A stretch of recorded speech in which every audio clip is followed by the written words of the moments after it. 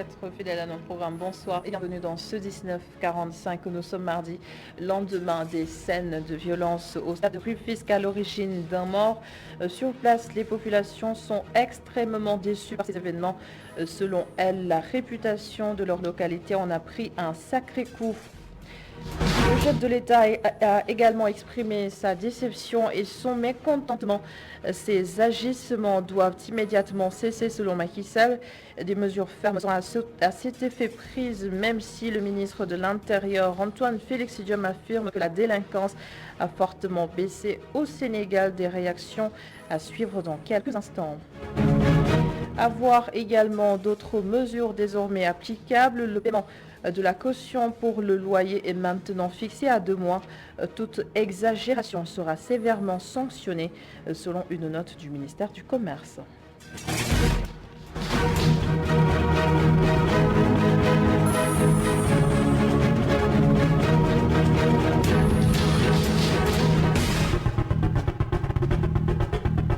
Les stigmates des violences d'hier, encore visibles ce matin au stade Ngalandou Diouf de Rufisque. Le bilan, je le rappelle, fait état d'un mort et plusieurs blessés sur place. Les riverains regrettent ce qui s'est passé hier et qui ternit l'image de la ville de Rufisque. C'est un reportage de Ousmane Gueye et Mafalfal.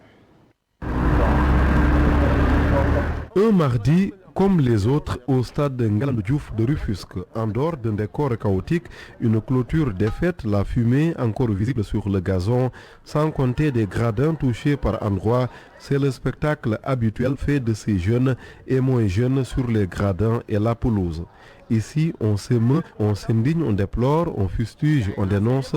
C'est le cas de ce Rufisquois très remonté après le mort et les blessés graves enregistrés. C'est un drame qu'il dit avoir vu venir, lui qui passe chaque fois devant ce stade au bord de sa voiture.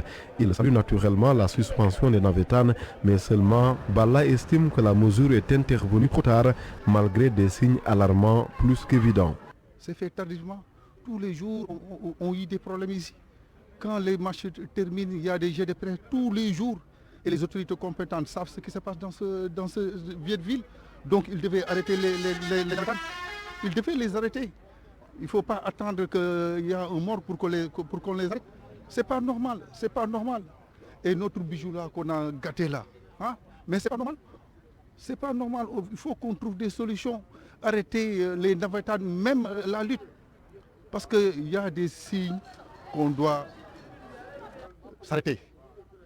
C'est des signes qui sont tellement mauvais. Les enfants, ils sont devenus violents. Très violents. Donc, les autres doivent prendre les responsabilités. Il n'est pas le seul. Baïdissi est imam dans le quartier. Tout aussi indigné, il se dit dépassé par un tel déchaînement de violence. C'est des actes ignobles qui viennent des jeunes. Un jeune ne doit pas se comporter comme ça. Un jeune, je crois qu'il doit avoir l'esprit de construction. Bon, vous, on vous a construit, on vous a fait un stade vraiment que vous avez toujours souhaité. Alors vous jouez là-bas. Mais le jeu, et le jeu uniquement, s'il s'agit du jeu, comment se fait-il que les gens s'entretuent? Ça c'est grave ça. C'est vraiment honteux. C'est vraiment honteux si ça vient des jeunes. Alors donc, je pense que les parents aussi ils doivent s'y mettre. Plus jamais ça, se dit-on en guise de consolation au stade de Ngalandou Diouf suite aux événements meurtriers qui ont emporté un jeune homme de 19 ans. Seulement, il y a déjà eu perte en vie humaine, sans compter ces nombreux blessés évacués dans différents établissements sanitaires de la capitale. Macky Sall durcit le ton face à ces scènes de violence inouïes. Sur sa page Twitter, le chef de l'État a lancé un message de condamnation et d'avertissement. Cette spirale de violence dans les stades doit immédiatement cesser, selon lui, de même que les agressions physiques des personnes. L'État va donc prendre des décisions fermes face à ces situations. Et pourtant, le ministre de l'Intérieur a déclaré ce matin à l'Assemblée nationale que la délinquance a connu une forte baisse au Sénégal. Antoine Félix Diome a notamment évoqué les efforts fournis en termes d'équipement des forces de défense et de sécurité et de maillage du territoire. Malgré tout cela, le ministre reconnaît qu'il faut d'autres efforts supplémentaires. On l'écoute. Tout le monde peut s'en rendre compte. Nous assistons aujourd'hui à une montée en puissance des équipements des forces de défense et de sécurité de façon générale. Et pour ce qui est de la police, ce même effort notable est marqué. Au-delà des équipements, il y a la densification du maillage du territoire national avec l'érection des nouveaux commissariats fondés sur le concept de sécurité de proximité qui est en train d'être promu. Sur ce sujet, je voudrais rassurer que rien que pour le premier semestre de l'année 2021, on a noté un recul du taux de la délinquance de l'ordre de 52,98%, en même temps qu'un taux de 99% a été noté avec satisfaction sur l'élucidation des différents crimes qui ont été enregistrés dans les commissariats et brigades de gendarmerie. C'est dire que des efforts notables ont été faits, mais comme on dit en Wolof, bouillon de sorte que il y a des efforts qui ont été faits, qui vont se poursuivre dans les mois et années à venir pour rassurer davantage et pour assurer également davantage la sécurité des populations. Le budget global du ministère de l'Intérieur est arrêté à un peu plus de 149 milliards de francs CFA. Antoine Félix Diome a aussi fait le point sur le nombre de dossiers de candidature aux élections locales reçus par l'administration territoriale. Sur 3112 déclarations, seules 38 ont été rejetées. Ces explications toujours sur e-radio. Sur l'étendue du territoire national, quand on a fait le point, les circonscriptions administratives ont enregistré 3112 déclarations de candidature. Sur les 3112 déclarations de candidature, il y a eu 72 décisions. Sur les 72 décisions, il y a eu 38 rejets et 34 annulations. Et sur ce nombre d'annulations, il y a eu 10 pourvois en cassation qui ont été portés par l'administration sous le canal de l'agence judiciaire et du ministère de l'Intérieur. On a dit ici à plusieurs reprises que l'administration n'a pas le droit de faire des recours. Mais il faut qu'on aille regarder ce que prévoit le code électoral. Il faut qu'on aille regarder ce que prévoit la loi organique sur la Cour suprême.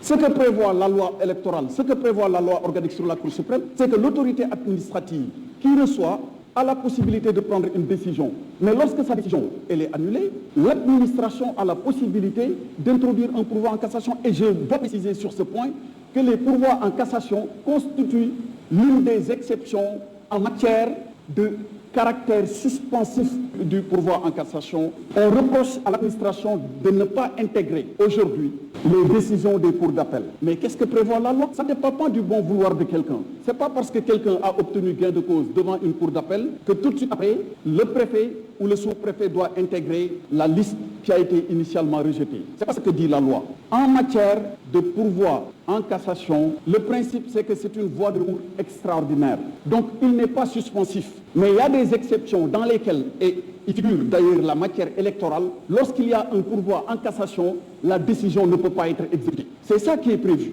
par la loi organique sur la Cour suprême. Ce n'est pas parce que la Cour d'appel a pris une décision dans ce cadre-là qu'on peut directement l'intégrer parce que la loi l'interdit. Également dans le chapitre sécurité, l'École nationale de cybersécurité dispose désormais d'un statut juridique et cela a été possible grâce à une collaboration entre les ministères des Affaires étrangères du Sénégal et de la France. La mission de cette école, faut-il le rappeler, est de former des hommes et des femmes pour renforcer la sécurité sur Internet. Mamadou Dien avec Moussa Fall. Ces signatures officialise la création d'une école nationale de cybersécurité à vocation régionale. L'école existe depuis 2007, mais avec cette convention, elle vient d'être juridiquement reconnue. Cette école a été mise en place depuis 2017, elle est même fonctionnelle et ce soir, nous lui avons donné un fondement juridique pour en consacrer l'existence juridique entre la France et le Sénégal et puis lui donner beaucoup plus de sécurité juridique parce qu'elle en avait besoin. Voilà ce que nous avons fait tout à l'heure. Un jalon supplémentaire dans les relations entre la France et le Sénégal. Cette école de cybersécurité s'attaque à 4 problèmes. Le premier, c'est la sécurité informatique. Il est bon que nous puissions avoir dans l'école un module de formation sur la sécurité informatique. La lutte contre la cybercriminalité, là aussi, le renseignement numérique, là, c'est des choses pour lesquelles nous n'avons peut-être pas encore beaucoup de maîtrise. Et maintenant, le quatrième, c'est la gouvernance de la cybersécurité. Nous pensons que c'est l'ensemble de ces 4 modules qui nous feront embrasser toutes les questions que pose la cybersécurité. Les enjeux sont multiples. Pour la France, l'école est une réponse face aux menaces. Notre vision de la paix et de la sécurité en Afrique contribue à créer une culture à la fois militaire, sécuritaire, stratégique au niveau de l'ensemble de l'Afrique. C'est aussi une manière de répondre aux menaces, aux risques nouveaux. Et c'est aussi une manière de faire en sorte que les pays africains assurent eux-mêmes cette propre sécurité et cette nouvelle donne pour notre protection commune. L'école de cybersécurité va faire valoir des ressources humaines de qualité. Les 2 ministres chargés des Affaires étrangères n'ont cependant pas dévoilé certains termes de la convention.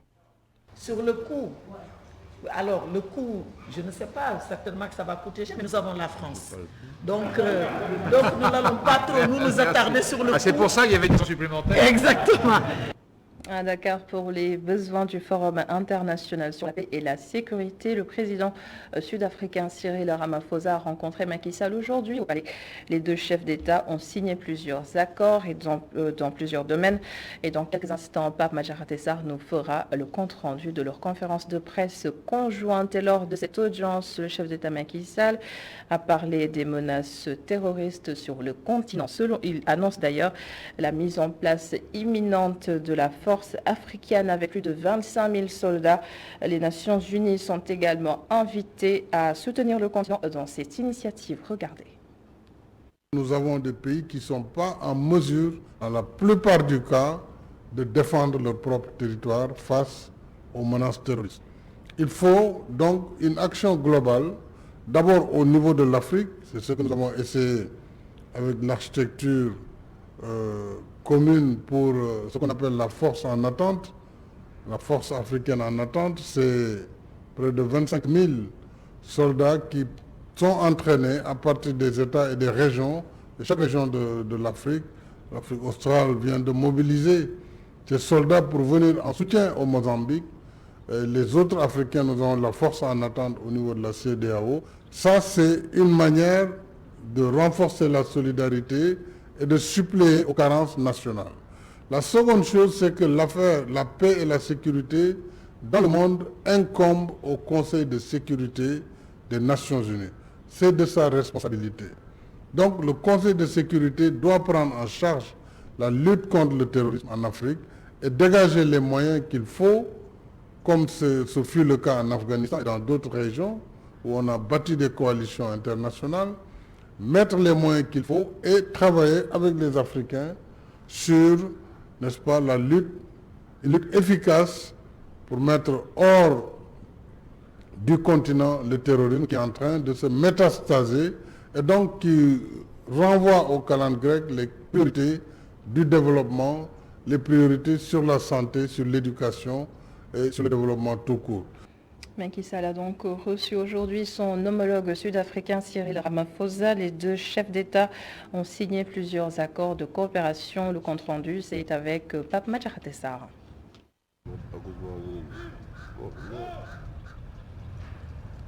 4 protocoles d'accord dans divers domaines, c'est le fruit de l'entrevue entre le président Macky Sall et son homologue sud-africain Cyril Ramaphosa, qui a pris part au 7e Forum international de Dakar sur la paix et la sécurité. Nous avons signé un certain nombre de protocoles d'entente et d'accords.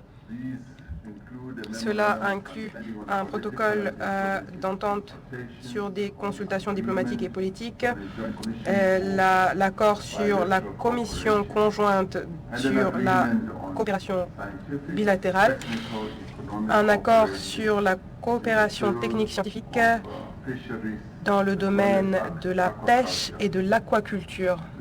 Cette visite a été une opportunité de pouvoir explorer les relations dans les priorités nationales respectives que nous avons. Au-delà du renforcement de leur coopération bilatérale, les deux pays comptent porter un plaidoyer au Conseil de sécurité de l'ONU. Le but est d'arriver à décrocher pour l'Afrique 2 places comme membre permanent. Beaucoup d'intérêts sont en jeu, mais ce qui est certain, c'est qu'il est injuste que le continent africain, fort de 54 pays, ne soit pas représenté comme membre permanent du Conseil de sécurité. Et avec l'Afrique du Sud, avec tous les autres pays, nous allons continuer à nous battre pour faire cesser cette injustice faite à l'Afrique. Après leur tête-à-tête, les présidents Macky Sall et Cyril Ramaphosa sont allés dans l'après-midi de ce mardi à l'île de Gorée, une façon de matérialiser la signature de l'accord de jumelage entre la Maison des esclaves de Gorée et le musée Robben Island en Afrique du Sud. Et cette bonne nouvelle annoncée en titre, l'État a décidé de sévir contre les bailleurs en infraction. Le ministère du Commerce a interpellé les services de l'État, chacun à ce qui le concerne, pour veiller au respect des règlements qui encadrent la location. Et selon une note du ministère, désormais, la caution est fixée à 2 mois. Et les bailleurs qui ne respecteront pas ces dispositions feront l'objet de poursuites judiciaires. Et dans le reste de l'actualité, la foire internationale de Dakar est officiellement ouverte. Près de 29 nationalités vont exposer à la FIDAK. Et pour cette édition, la République islamique du Pakistan et l'invité d'honneur Aïssatou Khan a fait un tour aujourd'hui à la foire de Dakar.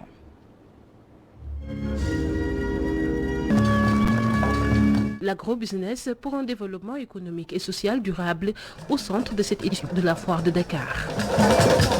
La République islamique du Pakistan est à l'honneur cette année. La cérémonie officielle d'ouverture de la 29e foire internationale de Dakar. Cette foire se déroulera du 6 au 20 décembre 2021 avec la République islamique du Pakistan comme pays invité d'honneur international. Je demeure persuadé que les communications des experts au cours des sessions scientifiques passeront au peigne fin tous les enjeux et perspectives du développement du secteur de l'agrobusiness dans cette période de relance économique post-Covid. Je déclare officiellement ouverte la 29e foire internationale de Dakar. La FIDAK va accueillir plus d'une vingtaine de nationalités et des milliers de visiteurs y sont attendus. Nous avons 10 nationalités, 10 délégations gouvernementales ici pour cette 29e édition. Nous, 29 nationalités, c'était à cette édition. Merci Madame le ministre. En effet, la FIDAK, ce grand rendez-vous africain du commerce, en général, un rendez-vous économique, commercial incontournable, en général, région ouest-africaine en particulier. Une nouvelle feuille de route sera établie en 2022 pour diversifier et délocaliser la foire dans les régions. Notre mission, c'est d'organiser des salons et des foires. En 2022, avec la nouvelle feuille de route, nous avons décidé d'aller dans les régions, nous avons décidé d'aller à Kaolack, d'organiser le salon de l'arachide. Nous avons décidé, Madame le ministre, d'aller à Mbour, à Thiès, organiser le salon de la pêche et de l'aquaculture. Nous avons décidé d'aller à Saint-Louis, d'organiser le salon du riz, agriculture. Nous avons décidé, ici à Dakar, avec ces véhicules, d'organiser le salon de l'automobile. Lii nag mooy 29e édition di kontaan baax ndax nag Pakistan mooy suñu pays invité d'honneur. Le grand rendez-vous africain du commerce se déroule du 6 au 20 décembre 2021. 2 semaines d'intenses activités commerciales, culturelles, mais aussi des champs scientifiques.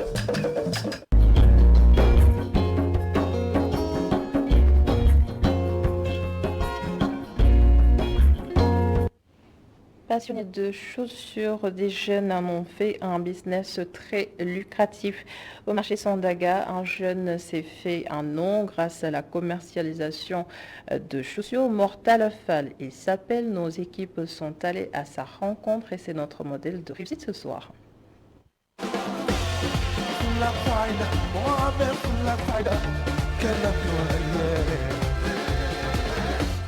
Cette boutique de vente de chaussures de Renault à Sandaga est le fruit de plusieurs années de dur labeur. Il est passé du statut de marchand ambulant à propriétaire d'une boutique de 3 étages.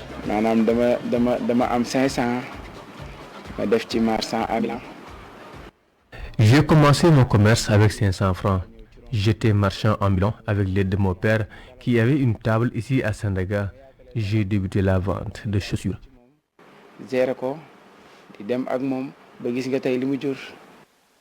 Mortal Sandaga a pu recruter une dizaine de jeunes, dont Amadou Diawo, un tailleur reconverti en vendeur de chaussures. J'étais tailleur. Après quelques soucis, j'ai rencontré Mortal. On s'entraide dans la vente. J'ai fait 4 ans ici. Vraiment, je m'y plais. Ce n'est pas évident. Il faut de nos jours être courageux pour s'en sortir. Il ne faut pas fuir devant la difficulté.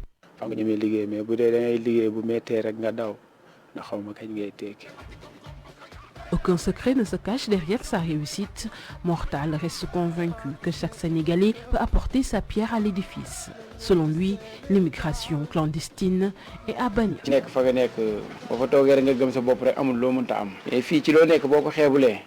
Je pense que nous pouvons réussir en partant de rien. Il faut croire en nos capacités. Aujourd'hui, je peux me permettre de voyager partout. Les pirogues, il ne faut pas les prendre. Je ne le conseille à personne.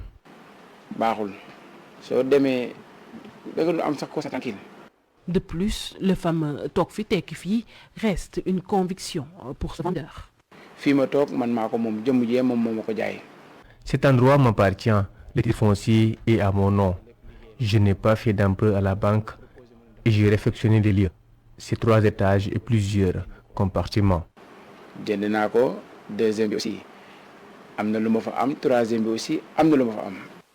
La concurrence n'a jamais affecté son ascension. Je ne suis pas cette logique de concurrence. Je n'y crois même pas. Seul le travail paie.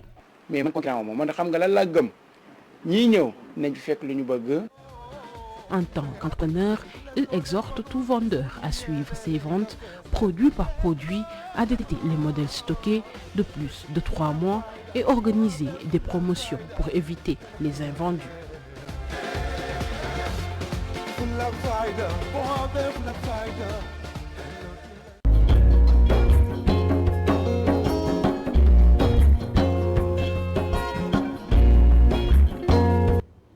Et voilà, c'est la fin de ce journal. Merci beaucoup de l'avoir suivi. Merci à l'ensemble des équipes en régie. Bonne suite des programmes sur ITV, mais on se retrouve demain pour un autre 19h45.